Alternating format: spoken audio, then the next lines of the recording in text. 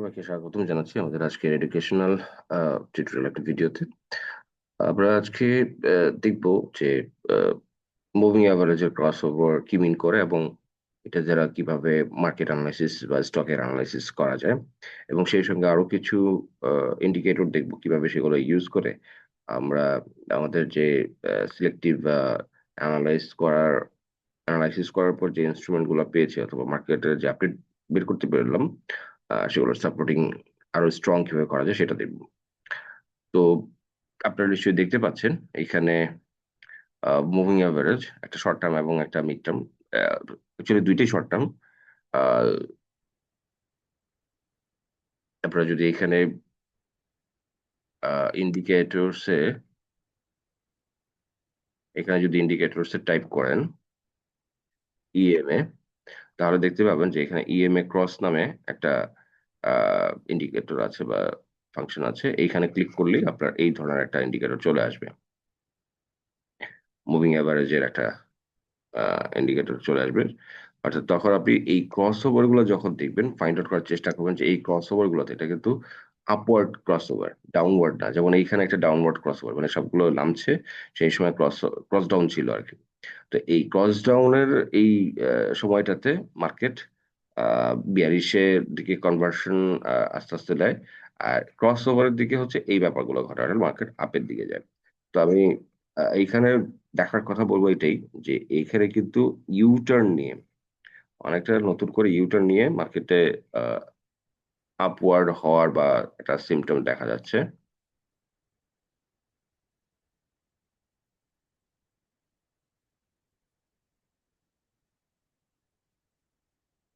ওকে, অর্থাৎ এইখান থেকে এভাবে ইউটার্ন নিয়ে কিন্তু একটা অবস্থা কিন্তু দেখা যাচ্ছে। সেই অবস্থাটা কনফার্ম এখনো পর্যন্ত আসেনি, কনফার্মেশন। তো এটার উপরে যদি বুলিশ ক্যান্ডেল একটা বা দুইটা ক্যান্ডেল আসে বা গ্রিন ক্যান্ডেল আসে, অথবা প্রাইস লেভেলটা অর্থাৎ ইন্ডেক্সের ক্লোজিংটাও যদি অ্যাটলিস্ট আগামী কয়েকদিন এই মুভিং অ্যাভারেজের উপরে থাকে, তাহলে ক্রস ওভারের কনফার্মেশনটা আপনারা ধরে রাখতে পারেন। সেই সঙ্গে আহ, আরো একটা বিষয় এখানে দেখার, সেটা হচ্ছে যে ম্যাকডির অবস্থাটা জিরো লেভেল থেকে জাস্ট নিচে, এইটা হয়তো বা খুব সহসাই জিরো লেভেলকে টাচ করতে পারে। তো সবকিছু মিলিয়ে এখানে পজিটিভ একটা দিক আছে। আমরা এখানে আরো একটা ইন্ডিকেটর আজকে দেখবো, আমরা এটা কেটে দিই। এটা হচ্ছে যারা আসলে ডে ট্রেড অথবা শর্ট ট্রেড করতে চান বা টি টু ট্রেড করতে চান, তারা এটা করতে পারেন। এটা হচ্ছে উইলিয়াম পার্সেন্টেজার। আপনারা দেখেন যে উইলিয়াম পার্সেন্টেজার হচ্ছে যখন আহ, বেশি ঋণাত্মক, অর্থাৎ আপনারা নিশ্চয়ই ডান পাশে দেখতে পাচ্ছেন যে -99, 98 এইরকম একটা অবস্থা। আর পজিটিভ অবস্থা মানে মাইনাসটা কমে এটা হয় 0 পর্যন্ত সর্বোচ্চ। তো এইটা আমরা দেখতে পাচ্ছি যে -8। তো এইখানে একটা বিষয় মনে রাখার, যে উইলিয়াম পার্সেন্টেজটা হচ্ছে এত দ্রুত বেশি ফ্লাকচুয়েট করে এবং ভোলাটিলিটিটা ক্যাচ করে, যার মাধ্যমে আপনারা খুব সহজেই একটা বিষয় ধরতে পারবেন যে মার্কেট একদিন দুই দিনের যে কারেকশনে চলে যায় বা ডে কারেকশন দেয়, সেই জিনিসটা কিন্তু এখান থেকে ফাইন্ড আউট করা যায়। তো উইলিয়াম পার্সেন্টেজ আর যেহেতু এইখানে খুব বেশি নেগেটিভ অবস্থায় নাই, তার মানে হতে পারে যে এইখানে মার্কেটটা একই জায়গায় রেখে বা স্লো থাকতে পারে বা একই জায়গায় থাকতে পারে। সেই ক্ষেত্রে উইলিয়াম পার্সেন্টেজ আর এর যে ভ্যালুটা, নেগেটিভ ভ্যালুটা, সেটা এখন -15 আছে, সেটা হয়তো বা আবার একটু ইনক্রিজ করে তারপরে আবার সেই আহ, যেটাকে বলা যায় লেস নেগেটিভ দিকে মুভ অন করতে পারে। তো এমনটা যদি করে তাহলে ওভারঅল মার্কেটের কন্ডিশন ভালো, এবং আশা করা যায় যে মার্কেটের এখান থেকে আবার প্রিভিয়াস ভিডিওতে আমরা দেখানোর চেষ্টা করেছিলাম যে 5,000 এই 70-60 লেভেল পর্যন্ত, এই লেভেল পর্যন্ত একটা রেজিস্ট্যান্স আছে 5,050, নিশ্চয়ই দেখতে পাচ্ছেন। আর যদি এটাকে ব্রেক করতে পারে তাহলে 5,170, 5,170 থেকে 5,180। তো আমার কাছে যেটা মনে হয় যে মার্কেট ইনিশিয়ালি হয়তো বা 5,050 পর্যন্ত তো যাওয়ার সম্ভাবনা দেখছি। মার্কেটের যে ভলিউম এখনো পর্যন্ত কন্টিনিউ করছে বা টার্নওভার যেটা কন্টিনিউ করছে 450 কোটি টাকার আশেপাশে, সেটা যদি 500 কোটি টাকা প্লাসেও ধরে রাখতে পারে তাহলে 5100 70-80 এই লেভেল পর্যন্ত মার্কেট অ্যাটলিস্ট যাওয়ার সম্ভাবনাটা দেখছি। এবারে আমরা মার্কেটের সাথে সাথে কিছু ইনস্ট্রুমেন্ট দেখব, যেগুলো টেকনিক্যালি কিছু কিছু ইনস্ট্রুমেন্ট টেকনিক্যালি ভালো অবস্থায় আছে এবং এখান থেকে আরো ভালো বা বেটার কোনো সিচুয়েশন তৈরি করতে পারে। আপনারা দেখতে পাচ্ছেন যে মালিক স্পিনিং, এই যে এই জায়গাটাতে মুভিং এভারেজে ক্রস ওভারটা হয়েছে, কারেকশন হয়ে আবার সাপোর্ট ক্রিয়েট করে আস্তে আস্তে প্রাইসিংটা হয়েছে। তো এই জায়গায় আমরা দেখতে পাচ্ছি যে ইনিশিয়ালি একটা যে রেজিস্ট্যান্স জোন ছিল, এইটার একটা ব্রেকআউট আমরা দেখতে পাচ্ছি। এখন এই ব্রেকআউটের উপরে যদি কনসলিডেট করতে পারে তাহলে পরবর্তী যে রেজিস্ট্যান্স সেইটার দিকে আস্তে আস্তে চলে যাবে এবং সেটা এই রেজিস্ট্যান্স জোনের কাছাকাছি, অর্থাৎ 33 টাকা থেকে 34 টাকা, এই জোনটা ভালো একটা রেজিস্ট্যান্স জোন হতে পারে। সামনের দিনগুলোতে যদি দেখেন টেক্সটাইলে মানি ফ্লো বাড়ছে, মার্কেটে ওভারঅল পজিটিভ থাকার চেষ্টা করছে এবং টেক্সটাইলের কিছু কিছু শেয়ার টপ লিস্টে চলে আসতেছে আইদার ভলিউম অথবা পার্সেন্টেজ অফ গেইনে, তাহলে এই ধরনের স্টক গুলো কিন্তু ফার্দার আরো মুভ করতে পারে। আমরা আরো কিছু স্টক দেখবো।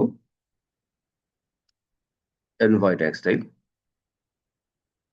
নিশ্চয়ই দেখতে পাচ্ছেন যে আহ, এইখানেও এই ক্রস ওভার আসছে, এবং এটা 53 টাকার একটা টার্গেট আমি টেকনিক্যালি দেখতে পাচ্ছিলাম।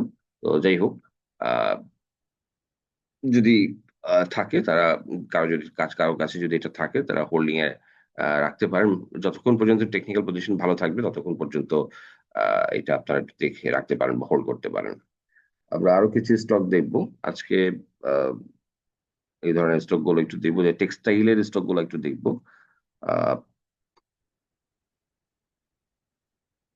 সিমট্যাক্স, এটা এখনো পর্যন্ত কিন্তু তেমন কোনো মানে পজিটিভ অ্যাপ্রোচ বা মুভমেন্ট আমরা দেখতে পাচ্ছি না। মুভিং অ্যাভারেজ গুলো একটা থেকে অনেকটা দূরে এবং কোনো ক্রস ওভারের সিচুয়েশন এখানে আমরা দেখতে পাচ্ছি না। সো এইটা মোর লাইক, এটা যদি আমরা টেকনিক্যালের বিচারে দেখি তাহলে এইটার সাপোর্ট হচ্ছে 20 টাকা 50 পয়সা বা 60 পয়সা। তো 20 টাকা 50 পয়সা বা 60 পয়সার দিকে আসলে এটা ডাবল বটম ফরমেশন ক্রিয়েট করবে এবং আমরা জানি যদি ডাবল বটম হচ্ছে একটা রিভার্সাল প্যাটার্ন, অর্থাৎ এখান থেকে কিছু হলেও দাম বাড়ে। তো সেই ক্ষেত্রে এই যে যে প্যাটার্নের কথা বললাম, এই প্যাটার্ন গুলো আপনারা ফলো আপে রাখতে পারেন এবং সার্চ করতে পারেন। এখন কথা হচ্ছে যে আহ যেই ইন্ডিকেটর দিয়ে আমরা আজকে দেখালাম, উইলিয়াম পার্সেন্টেজ আর, আমরা উইলিয়াম পার্সেন্টেজ আর দেখি, তাহলে দেখতে পাচ্ছেন যে এটা কিন্তু মাঝামাঝি লেভেলে। আমরা একটু এটাকে করে দিলাম। তো দেখতেই পাচ্ছেন যে উইলিয়াম পার্সেন্টেজ আর কিন্তু মাঝামাঝি লেভেলে। এটা যদি -100 এর কাছাকাছি থাকতো, যেমনটা এই যে এই জায়গাটাতে ছিল, এই যে এই জায়গাটাতে, তো এই জায়গাটা হচ্ছে আমাদের ভ্যালু -98। তো -98 থেকে এটা কিন্তু খুব ভালো একটা মোমেন্টাম মানে ক্রিয়েট করে ভালো একটা গেইনও দিয়েছে, 20 টাকা 50-60 পয়সা থেকে সে একটা 22 টাকা প্লাস পর্যন্ত উঠে গিয়েছিল। তো এই জায়গাগুলোতেও আপনারা একটু ফলো আপে রাখতে পারেন। আমরা আরো একটা স্টক দেখবো, টেকনো ড্রাগ। দেখুন, মুভিং অ্যাভারেজের ক্রস ওভারটা জাস্ট হবে এরকম একটা সিচুয়েশন, অর্থাৎ তার 2 থেকে 3টা দিনের মতো এটা যদি কন্টিনিউ করে তাহলে এই মুভিং অ্যাভারেজের ক্রস ওভারটা আমরা দেখতে পাবো এবং ইনিশিয়াল রেজিস্ট্যান্সটা আমরা দেখতে পাচ্ছি যে 31 টাকা 50-60 পয়সা বা 70 পয়সা, এবং এইখানেই কিন্তু টাচ করেছে। এটা যদি ব্রেকআউট করতে পারে তাহলে হয় আমরা এইখানে দেখতে পাচ্ছি যে পরবর্তী রেজিস্ট্যান্স, এবং সেটা হচ্ছে 34 টাকা থেকে 35 টাকা, এই রেঞ্জটা।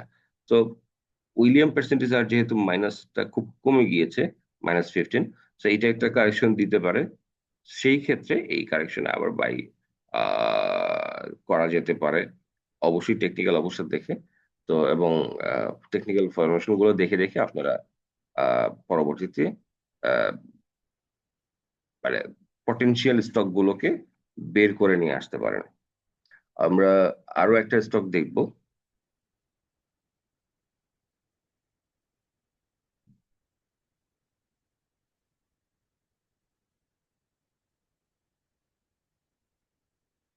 Sasha denim.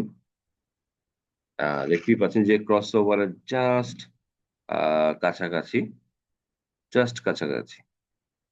এই ক্রস ওভারটা যদি হয়ে যায় তাহলে হচ্ছে একটা মোমেন্টাম আসতে পারে এবং সেই ক্ষেত্রে এই যে রেজিস্ট্যান্স জোনের ব্রেকআউটটা হয়তোবা হবে ১৭ টাকায় এবং তারপরে যেটা হবে যে এর ১৭ টাকা থেকে আসলে ১৯ টাকা বা ২০ টাকা পর্যন্ত একটা ভালো গ্যাপ আছে। এই গ্যাপটাকে হয়তোবা ফিল করতে পারে। সো ভালো একটা গ্যাপ আছে। ভালো একটা কনসলিডেশন গিয়েছে। শুধু একটাই দেখার বিষয় যে উইলিয়াম পার্সেন্টেজ আরে -13। তো এইটা একটু স্লো ডাউন হলে তারপরে আবার ইউ-টার্ন নিয়ে পরবর্তীতে পুনরায় আবার মুভ অন করতে পারে।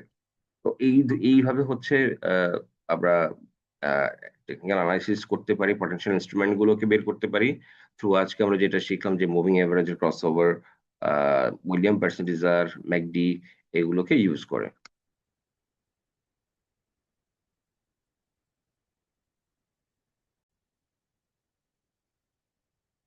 আমরা একটু দেখার চেষ্টা করব যে মানি ফ্লো আ কোন সেক্টর গুলোতে খুব বেশি ছিল। আপনারা দেখছেন যে মানি ফ্লোর দিকে যদি আমরা তাকাই তাহলে টেক্সটাইল ছিল টপ আ 1 এ। তারপরে ব্যাংকিং সেক্টর ছিল। আ তারপরে হচ্ছে ফার্মাসিউটিক্যাল সেক্টর ছিল।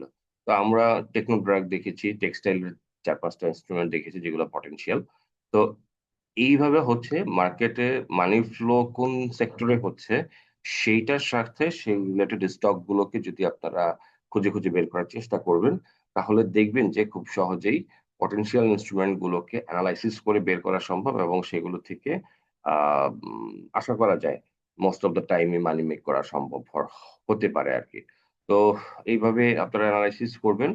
আশা করি আমাদের এই শর্ট ভিডিও গুলো আপনাদের খুব উপকারে আসছে এবং সামনের দিনগুলোতে আরো আ ভিডিও আমরা ইনশাআল্লাহ পাবলিশ করব এবং সেগুলো আপনারা প্র্যাকটিস করবেন। আজকে এই পর্যন্তই। ধন্যবাদ সবাইকে।